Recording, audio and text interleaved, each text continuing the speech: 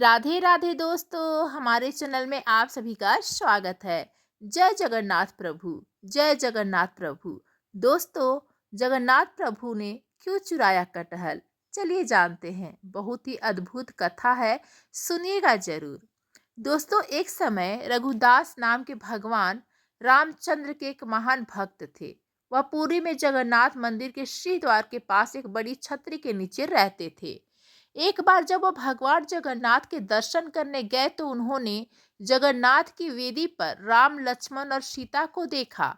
उस दिन से उन्होंने विश्वास हो गया कि भगवान जगन्नाथ भगवान रामचंद्र से भिन्न नहीं है।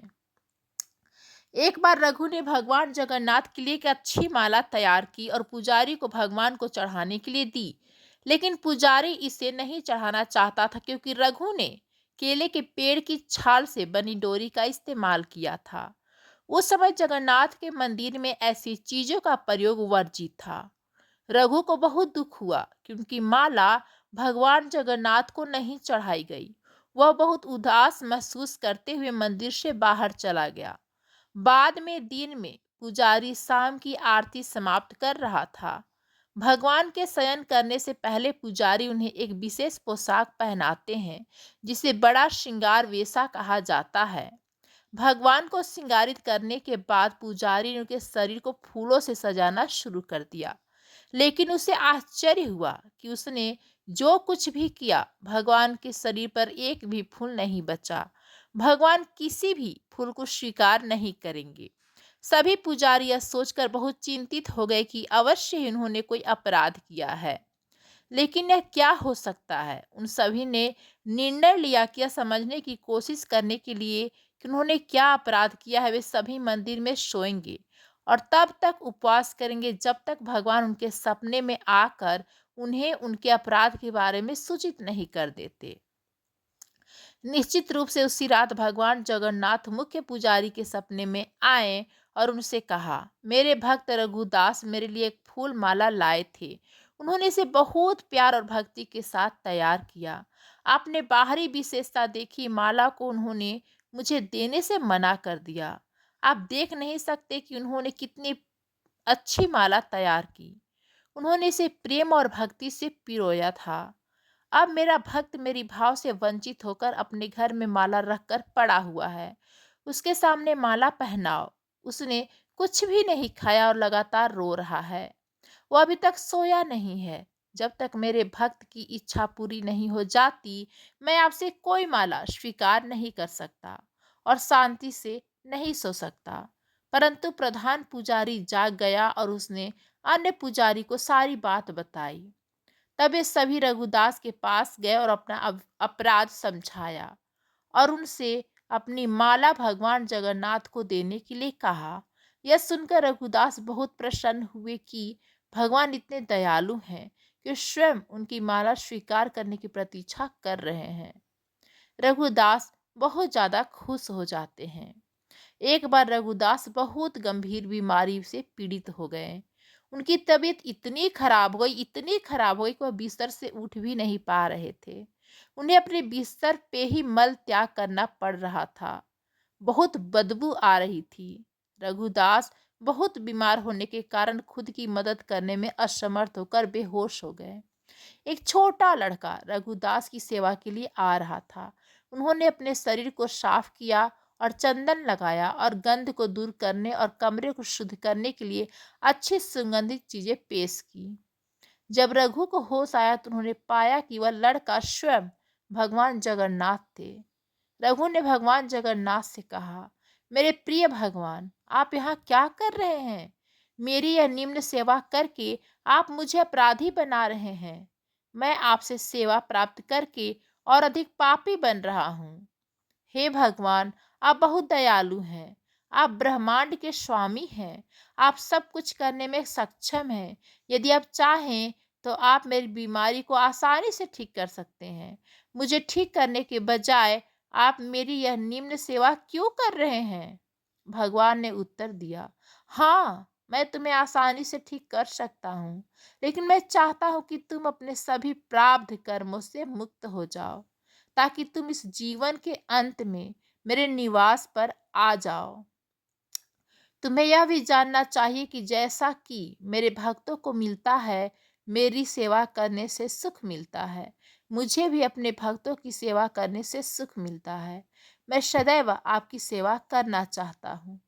मुझ में और मेरे भक्त में कोई अंतर नहीं है। इस प्रकार भगवान और रघु के बीच बहुत घनिष्ठ संबंध थे।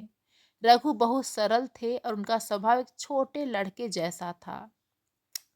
भगवान जगन्नाथ के साथ उनके संबंध बहुत मैत्रीपूर्ण थे। कभी कभी भगवान एक लड़के के रूप में उनके पास आते थे और वे दोनों एक साथ खेलते थे। यह सामान्यतः लोगों को ज्ञात था कि भगवान रघु के साथ खेलने के लिए उनके पास आते हैं। सभी लोग रघु का आदर करते थे। वह बहुत प्रसिद्ध थे और लोगों के बीच भगवान जगन्नाथ के मित्र के रूप में जाने जाते थे। चलिए दोस्तों, अब जानते हैं बगीचे से कटहल क्यों चुराया गया। एक बार जगन्नाथ प्रभु प्रभु रघु के पास आए और उससे कहा कि वह राजा के बगीचे से कटहल चुराने के लिए उसके साथ चले। रघु ने कहा, तुम कटहल क्यों चुराना चाहते हो? यदि तुम्हें कटहल खाने की इच्छा है तो मुझे बताओ और मैं तुम्हारे लिए एक अच्छा सा कटहल ला दूंगा। भगवान जगन्नाथ ने उत्तर दिया, इस प्रकार मुझे अपने भक्तों से सब कुछ मिल जाता है। वास्तव में मेरे पास सब कुछ है। माता यशोदा मुझे इतना मक्खन खिलाती थी और मुझे आनंद देती थी, लेकिन फिर भी मैं इस उद्देश्य के लिए दूसरों के घर जाता हूँ। माखन चुराने का, चुराई हुई चीजें खाने का एक विशेष आनंद होता है। आज मैं चाहता हूँ कि आप चोरी का वह आनंद महसूस करें और मेरे साथ चलें। असहाय होकर रघु भगवान के प्रस्ताव पर सहमत हो गए और उनके साथ चल दिए। वे दोनों राजा के बगीचे में दाखिल हुए। जगन्नाथ ने रघु से कहा, तुम पेड़ पर चढ़ जाओ, मैं जमीन पर खड़ा रहूंगा। तुम सबसे अच्छा और सबसे बड़ा कटहल तोड़कर नीचे फेंक देना। मैं यहीं खड़ा होकर उसे पकड़ लूंगा। फिर हम दोनों भाग जाएंगे। रघु ने भगवान के आदेश का ठीक वैसे ही पालन किया जैसा उन्होंने निर्देश दिया था। वह कटहल के पेड़ पर चढ़ गया और सबसे अच्छे और सबसे बड़े कटहल को ढूंढ निकाला और उसे तोड़ लिया। जगन्नाथ, उसने पुकारा, क्या आप तैयार हैं? जगन्नाथ प्रभु ने उत्तर दिया, हाँ मैं तैयार हूँ, फेंक दो। रघु ने कटहल नीचे फेंक दिया, यह उम्मीद करते हुए कि जगन्नाथ उसे पकड़ लेंगे। लेकिन जगन्नाथ प्रभु थे कहाँ? वह तो भाग गए थे। कटहल को पकड़ने वाला कोई था ही नहीं। वह बड़ी आवाज करते हुए जमीन पर गिरा और फट गया। जब राजा के माली ने आवाज सुनी तो समझ गया कि कोई कटहल चुराने के लिए बगीचे में घुसा है। वह तुरंत मौके पर भागा और देखा कि बड़ा कटहल जमीन पर खुला पड़ा था। फिर भी उसने आसपास किसी को नहीं देखा। जब उसने ऊपर देखा तो उसे रघुदास पेड़ पर बैठे दिखे। माली तुरंत राजा के पास गया और उसे बताया कि रघुदास उसके बगीचे से कटहल चुरा रहा था। वह अभी भी वही पेड़ पर बैठा हुआ है। उसने उत्साहपूर्वक राजा से कहा। राजा को विश्वास नहीं हो रहा था कि रघु कटहल चुराने के लिए उसके बगीचे में घुसा है।